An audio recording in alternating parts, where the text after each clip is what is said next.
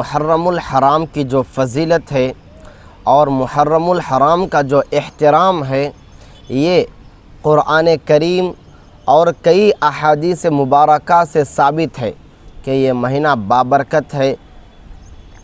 اس مہینے کا احترام کرنا چاہیے، اس مہینے کی فضیلت آئی ہوئی ہے۔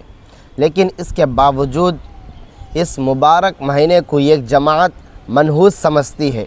اور شہادت حسین کے واقعے کو بنیاد بنا کر ماتم و مرثیہ خوانی،